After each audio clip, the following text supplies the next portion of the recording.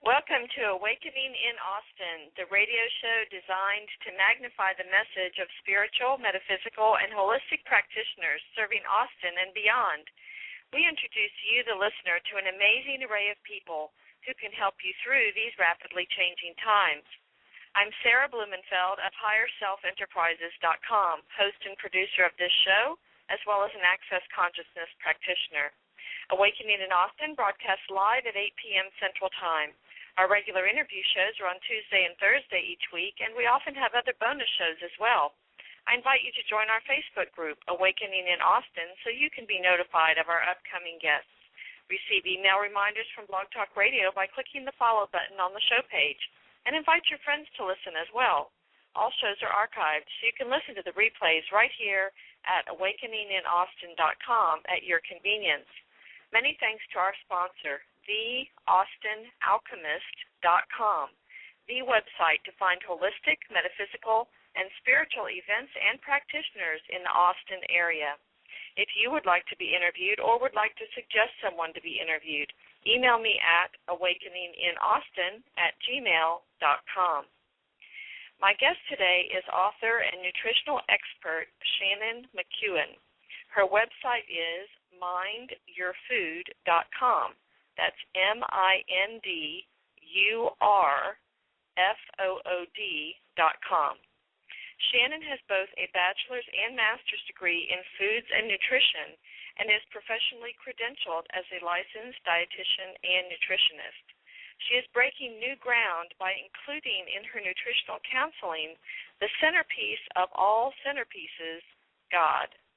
Shannon believes your relationship with God and your God self affects every other relationship, including your relationship with food. Welcome, Shannon. Thanks for having me, Sarah. You're welcome. And so our audience can get to know you. Would you please share a little about yourself? Sure. Well, obviously I live here in Austin, and my family resides here as well. As you mentioned, I pursued, 2 nutrition degrees and have dedicated my life's work to healthcare because as a youngster, it was very apparent to me that health and a healthy body would be my driving force in life. And I think that sort of all started when, I was a dancer and athlete, which these two disciplines, kind of get you in tune with your body. And then natural and holistic nutrition became my focus when working with the Seminole tribe back in Florida. And this awakens me to an very old truth by Hippocrates, and it says, let food be thy medicine, and medicine be thy food. So now I find myself here, writing the book I've always wanted to, that I hope really, really can make a difference that is sustainable, and that's the operative word, sustainable, in people's lives if they use it. So what makes you a nutrition expert, and how can our listeners discern where they can get good and reliable nutritional information? Well, sir, this is a subject and a question that I'm very passionate about. There are many shows on TV giving health information, and one is found on CBS called The Doctors. And it's my belief that these doctors have no business talking about nutrition because their training does not remotely have the specialization as a dietitian or nutritionist. Let me kind of ask your listeners, would someone want me doing heart surgery on them? So why is it okay? Why is it okay for a cardiologist to give dietary information? There's specializations in the healthcare industry for a reason.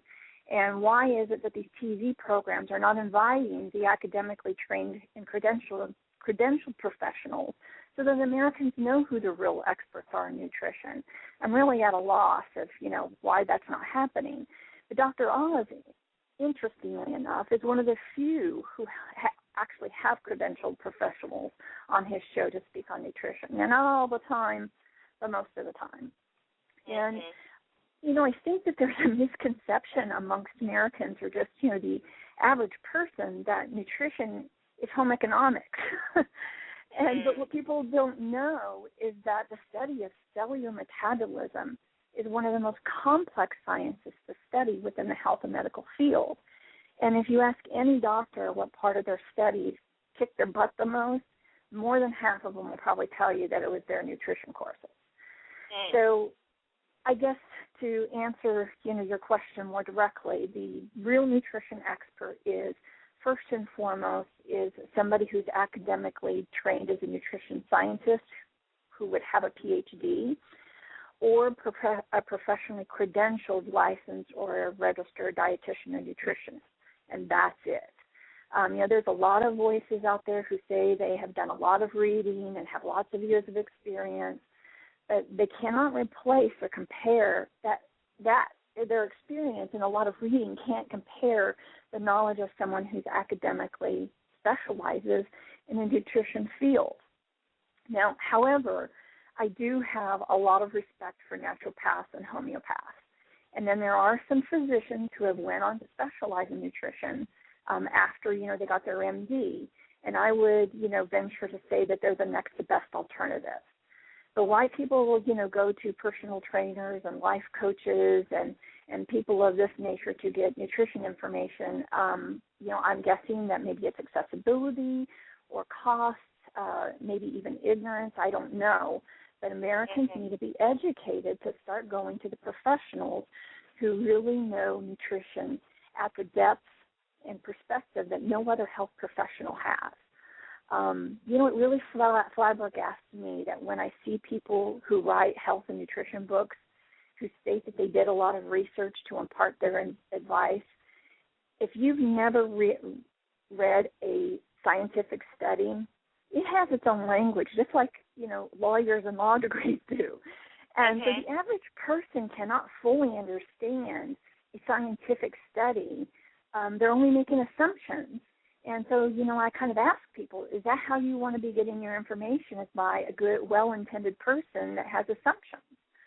So, these are, kinds of some of the things that I like to, bring to light to people. And I think one of the other things that people need to really ask themselves is, if they see somebody who has or says they have a degree in something, they need to ask them, where did you get that degree?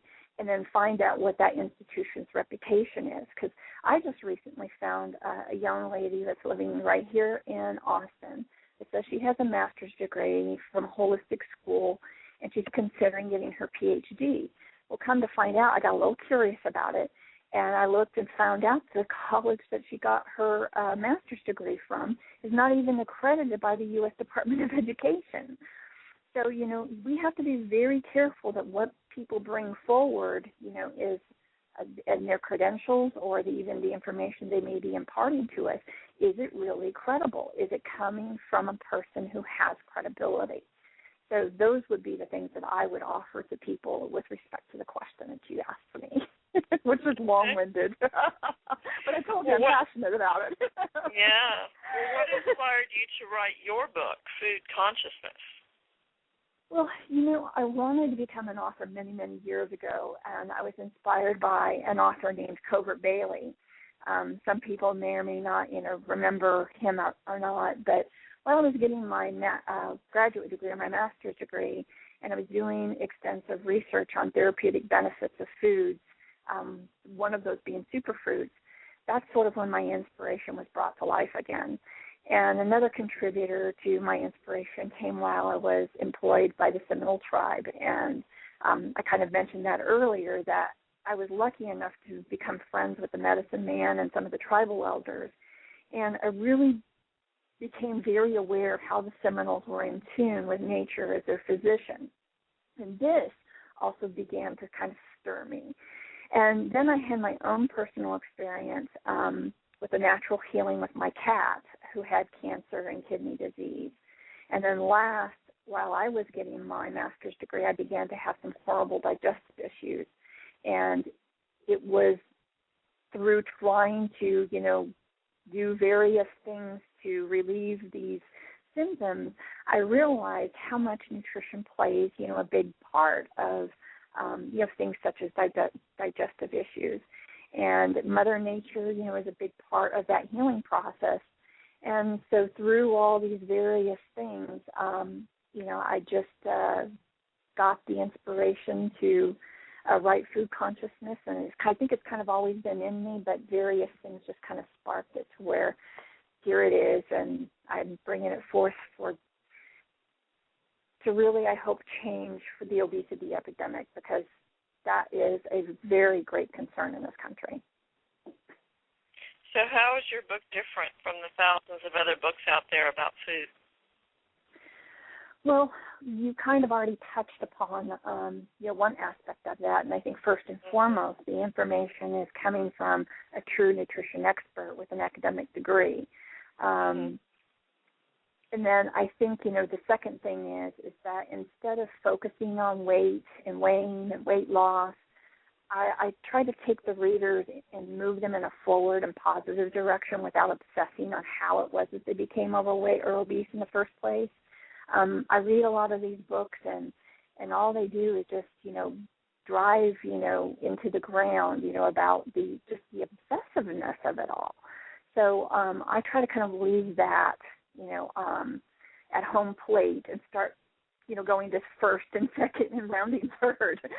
And I think then also, I provide spiritual guidance and healing techniques that are rooted in epigenetic theory.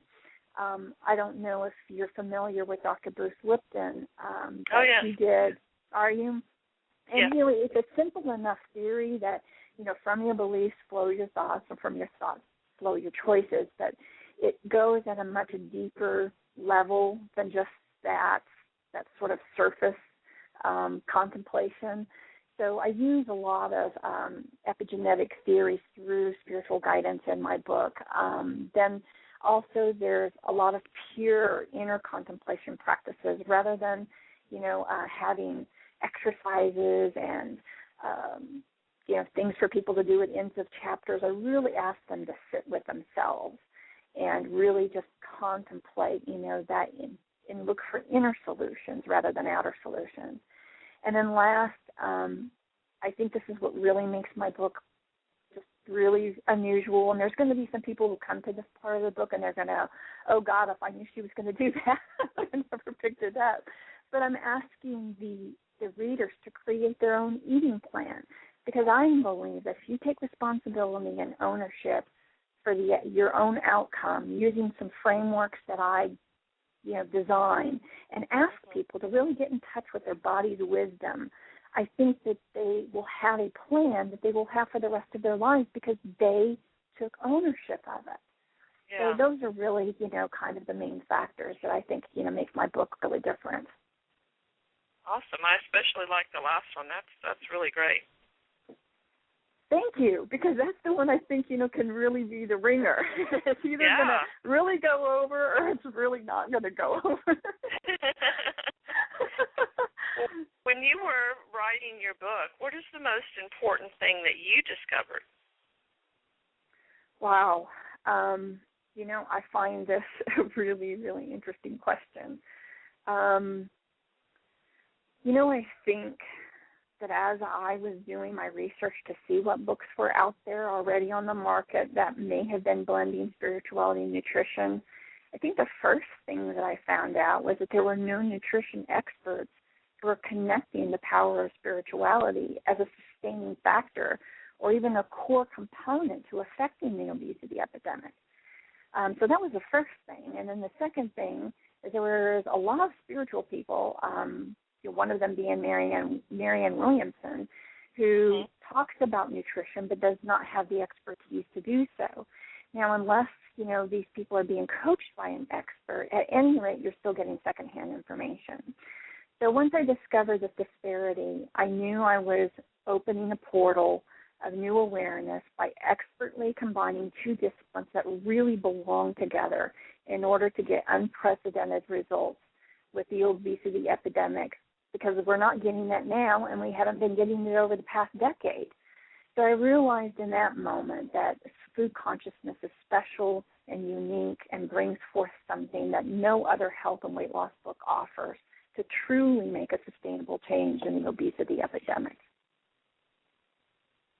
Very good. Well, you say in your book that when people are in a state of food consciousness, they can fulfill their nutritional needs without gimmicks, calorie counting, or portion control. Would you expand on that a little bit? Yeah, this is actually, counterintuitive to how people want to get people's attention about weight loss or how to go about their weight loss, because we're always being thrown these gimmicks. There's a book out on something about how to really lose weight if you're a petite woman. And then I think there's another book out there called Skinny Bitch or something like that. And so they're throwing out these gimmicks, in order to dangle the worm in front of you to see if, you'll bite on it. And, it's my belief that, from the perspective my book is coming from, when you have God as your centerpiece, you really don't need anything else. Honestly. And, I think when, people get to that realization of their God self, then the intended perfect nutrition of Mother Nature's bounty just comes very easily with that. And when you eat a mostly whole food, plant-based eating plan, there's no need for portion control or calorie counting. And let me tell you why. Portion control will happen naturally when you're eating plant foods, because the receptors that are on the stomach lining of our stomach respond to plant calories and signal satiety and fullness before animal calories do. That's why you don't have to, worry about that sort of thing when you go to a mostly whole food plant-based eating plan. And then secondly, you don't need to count calories, since plant foods are not dense, like animal foods with triple the calories and have saturated fats. So right there in those two things, you've already made life easier on yourself. And those two things don't even have to come into your consciousness anymore. Simply because when you are eating God's perfect nutrition and mostly a plant-based diet, these things just leave the plate, if you will. Well, you've brought up, Shannon, a couple times the connection between spirituality and our food choices and our eating. So how does a person's relationship with God and their God self affect their relationship with food? Well, food is something we must have in order to sustain life. It's not a choice, but rather the choice comes out of how one's relationship with food is going to operate. And when your relationship with God and your God self is alive and well, I believe you are likely to view yourself, your body, and your health as operating from a strong spiritual well-being that desires nothing but a strong and healthy body and wholeness for yourself. Now, for people who are in the tribal mind consciousness, and let me kind of define that for you, I define tribal mind consciousness as people who are socially conditioned and might not be recognizing themselves for who they really are. So that's what I am saying is tribal mind consciousness. And once people are out of that state of consciousness and they start using these spiritual practices found in food consciousness, given spiritual healing techniques to emotionally clear these food relationships that they have, a shift in a direction where an individual knows that the answers to their weight loss problems are not outside themselves. And this is kind of where, Dr. Bruce Lipton's epigenetic theory comes into place. First, claiming your power is a necessary movement in order to begin healing. And second, your soul, I have one of my endorsers is a Duke University professor that is head of the spirituality and theology at Duke University. And he says that when a soul embraces with every fabric of their being that their body is a temple in which the Holy Spirit resides, they are creating a space for real, true healing to occur. And even people are more likely to treat their bodies in line with that belief. So Dr. Bruce Lipton's theory is to get people to shift and kind of surface and connect to their higher self, which will then dissipate embedded subconscious scripts and tapes that are, in our subconscious, in our heads, so that our body's biology will behave to fit in line with these new beliefs and now move away and disconnect from that tribal mind consciousness. So that's kind of, the essence of where that whole God self relationship really just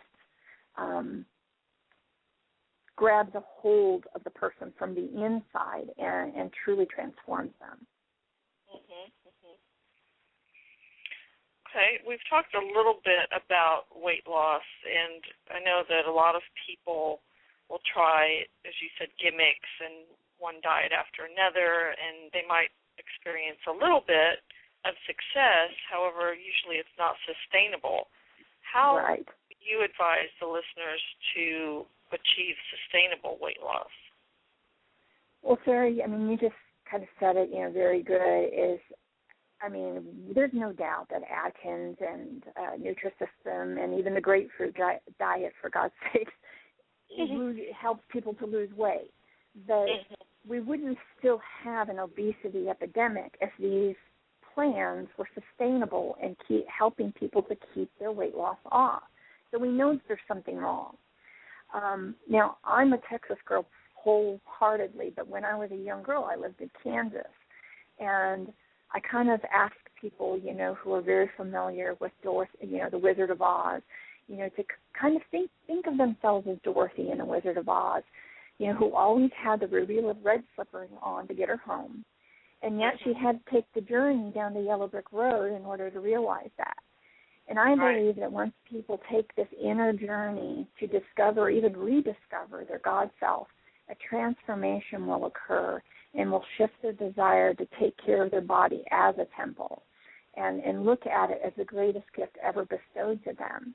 And when this shift is felt and embraced, the idea of wanting and desiring God's perfect nutrition is not really a huge leap to take after that.